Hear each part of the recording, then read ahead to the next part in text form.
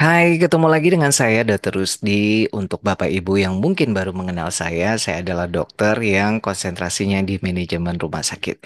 Jikalau Bapak Ibu ingin berminat untuk tahu lebih banyak tentang layanan kesehatan yang berkualitas mutu tinggi, jangan ragu-ragu untuk subscribe langsung di YouTube channel Adison Rusdi.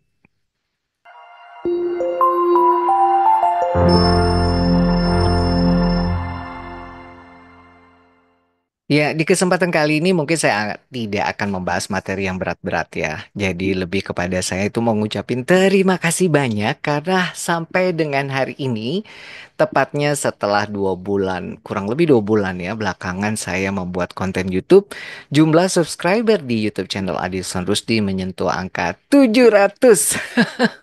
Dan ini merupakan suatu prestasi buat saya, meskipun ini saya yakin merupakan langkah awal dan harapannya YouTube channel ini akan semakin berkembang karena memang tujuan saya juga nantinya bisa membentuk komunitas layanan komunitas yang peduli terhadap layanan kesehatan yang berkualitas tinggi. Dan ngomong-ngomong tentang YouTube channel ini sebenarnya saya butuh pemikiran yang teramat panjang untuk akhirnya memutuskan mau menjadi seorang YouTuber karena sebelumnya sih sudah dari dulu ada keinginan, tapi ya itu cuma keinginan sambil lalu. Memang juga ada beberapa orang yang sudah menyarankan, kenapa sih kamu nggak bikin aja untuk konten YouTube ini? Tapi ya itu tadi butuh keberanian, butuh kepercayaan dirian, dan butuh semacam tekad dan motivasi dari seorang saya untuk bisa berani mewujudkannya.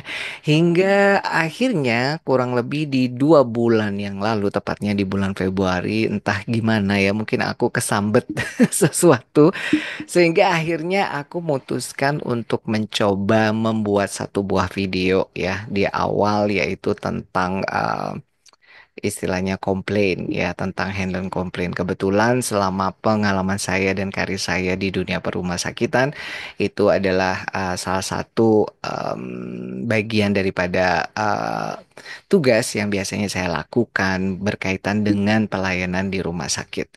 Ya, baik itu dikomplain oleh pasiennya, dikomplain oleh dokternya, dokter spesialisnya, pegawainya, dan juga dikomplain oleh yang punya rumah sakit itu sendiri, termasuk juga dikomplain oleh para stakeholder, baik itu dari dinas kesehatan, organisasi profesi, dan juga media ya, karena dulu saya sempat juga menjadi dalam tanda kutip ya sempat menjadi berita gara-gara pandemi COVID-19 yang lalu.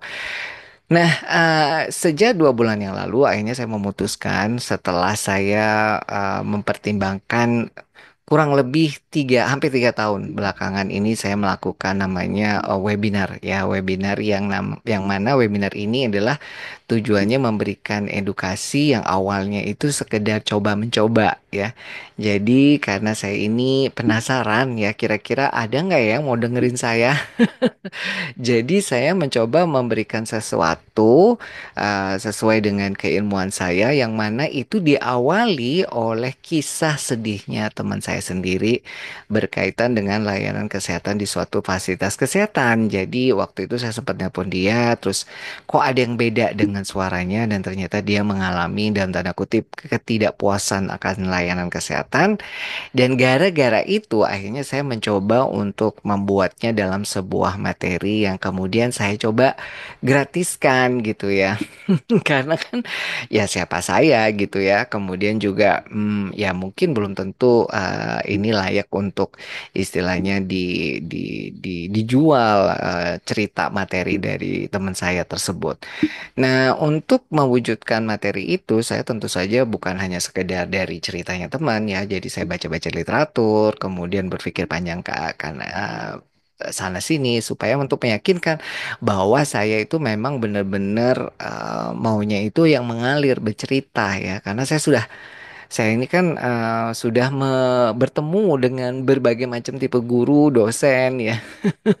Jadi saya kemungkinan juga saya tahu tipe-tipe kali dosen atau guru yang caranya mengajar ini itu ada yang saya sukai, ada yang agak kurang saya sukai, ada yang betul-betul betul-betul tertancap di pikiran saya dan ternyata kebanyakan kalau saya boleh flashback yang benar-benar nancep di pikiran saya itu adalah yang dosen yang bercerita. Nah, oleh karena itu saya bekerja keras waktu itu untuk bikin sebuah cerita yang istilahnya cerita ini memberikan inspirasi kepada yang mendengar. Harapannya sih seperti itu. Nah, ternyata mendapat respon yang positif dan akhirnya terjadilah keterusan ya sampai hampir 3 tahun belakangan ini saya alhamdulillah memberikan webinar gratis untuk tenaga medis dan tenaga kesehatan di seluruh Indonesia. Nah, gara-gara itu sejak beberapa bulan terakhir itu udah banyak yang minta, kok nggak ada YouTube-nya, di mana YouTube-nya dan sebagainya ya. Nah, kalau kebanyakan narasumber itu kan habis webinar direkam kemudian langsung aja ditaruh di dalam YouTube ya. Nah, karena saya ini pengen sesuatu yang lain, karena untuk webinarnya pun saya bikin beda.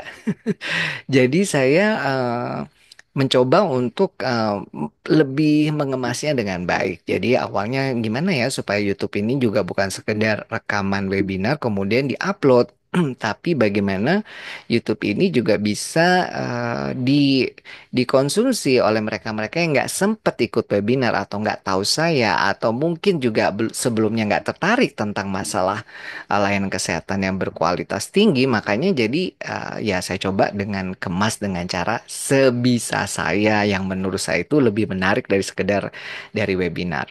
Nah, akhirnya berproses dari situ. Ternyata saya juga akhirnya terpaksa harus belajar ya. Belajar dari banyak nonton video yang isinya itu tentang bagaimana perjuangannya para YouTuber pemula yang mulai dari kecil kemudian sampai besar dan seterusnya. Nah, akhirnya dari situ saya, oh ternyata orang YouTuber itu nggak sekedar upload video, jadi ada kayak semacam ilmunya, pembelajarannya, tekniknya, bahkan strateginya ya.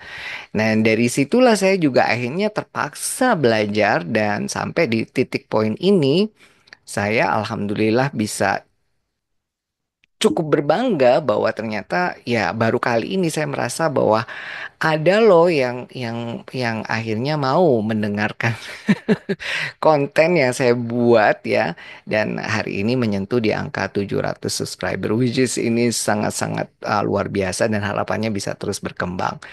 Nah, kembali ke motivasi saya sendiri sih untuk menjadi konten YouTuber ini adalah sebenarnya setelah melalui pergulatan yang panjang karena saya ini kan dan tanda kutip ya seorang dokter yang mana kalau kebanyakan dokter-dokter itu kan memberikan edukasi kan ke orang awam ya kan ke orang awam. Nah, yang mana saya ini kan dokter yang konsentrasinya lebih kepada manajemen. Nah, jadi sebenarnya komunitas saya itu lebih kepada orang-orang yang sudah bekerja di rumah sakit atau di fasilitas kesehatan atau nanti mereka-mereka yang mau bekerja di fasilitas kesehatan. Jadi lebih kepada harus digarap dengan lebih serius dan nggak bisa dengan cara yang dalam tanda kutip sembarangan ya. Karena ya tentu saja yang mendengarkan harapannya ya orang-orang yang nantinya akan melayani ke pasien.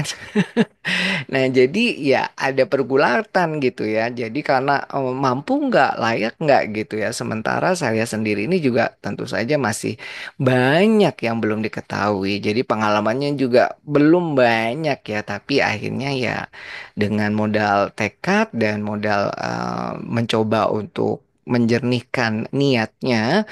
Jadi saya coba untuk jalan aja terus gitu ya. Dan ternyata saya nggak nyangka bahwa dapat dukungan yang positif dari hasil feedback yang saya baca dari webinar saya. Akhirnya tumbuhlah kepercayaan diri ini. Dan kemudian saya ketemu dengan salah satu dokter, namanya Dokter Adianto Panggeso, SHMH, yaitu kakak kelas saya sendiri sih waktu saya kuliah S1 kedokteran. Nah, kebetulan beliau ini adalah seorang dokter yang ahli di bidang hukum kesehatan dan kemudian beliau juga bersedia untuk saya gandeng ya untuk apa namanya memberikan edukasi dan menginspirasi para tenaga medis dan kesehatan yang ada di Indonesia untuk lebih melek lagi tentang hukum karena saya mengalami ketakutan luar biasa waktu saya itu jadi direktur rumah sakit ya beberapa kali jadi direktur rumah sakit itu ada kayak semacam kegelisahan yang tidak bisa atau belum bisa saya cari tahu jawabannya dan kemudian setelah ketemu Dokter Ardi ini saya harapannya bisa menjawab banyak pertanyaan yang saya sebenarnya ada di kepala. Nah, gara-gara sama Dokter Ardi itu, jadi saya semakin kayak punya support ya sistem yang menguatkan saya karena beliau juga sempat bilang bahwa dokter itu asal katanya dari bahasa Yunani yang bilang docere. Nah, docere itu artinya mengajar. Nah, jadi dulu yang disebut dokter itu adalah orang-orang yang pintar yang memang mau menularkan ilmunya. Jadi kalau kamu istilahnya memang mau betul-betul mengajar, artinya memberikan uh, sharing-sharing pengalaman atau materi, maka itu sudah sesuai dengan arti kata daripada dokter itu sendiri, docere. Karena kan bagaimanapun juga saya kadang sungkan ya. Jadi bener nggak sih ini dokter ini kok pakai acara begini begitu ya, terutama untuk tenaga medis dan tenaga kesehatan. Nah akhirnya gara-gara pengertian dari rekan saya tersebut menguatkan saya dan sampailah di titik kali ini. Dan video ini adalah merupakan kelanjutan dari awal sebelumnya sekitar 1,5 bulan yang lalu di mana saya itu sempat gundah gulana untuk lanjut nggak ya bikin konten YouTube ini. Nah, jadi ini adalah semacam untuk mengkapitalize atau menguatkan saja tekad saya bahwa kayaknya itu aku nggak akan mundur lagi ya. Jadi akan aku terus buat konten YouTube ini ada ataupun tidak ada yang menonton. Harapannya ya nanti akan ada orang-orang yang suka dan berminat dengan konten yang saya buat dan harapannya juga mungkin akan uh, memberikan istilahnya semacam semangat untuk rekan-rekan terutama dokter juga untuk memberikan edukasi kepada sesama rekan kerja tenaga medis dan tenaga kesehatan dalam konten yang seperti ini, artinya dalam konten YouTube ya, bukan hanya sekedar webinar. Jadi yang bisa untuk dikonsumsi di waktu kapan aja dan lagi sedang bagaimana. Jadi harapannya akan lebih banyak lagi konten-konten yang edukatif yang nantinya bisa menjadi bekal buat mereka-mereka, buat kami-kami tenaga medis dan tenaga kesehatan bekerja di layanan kesehatan. Karena semakin ke sini tuntutannya tentu aja semakin tinggi. Oke, itu aja yang mungkin bisa saya sampaikan. Ini juga sambil saya nyoba mic baru.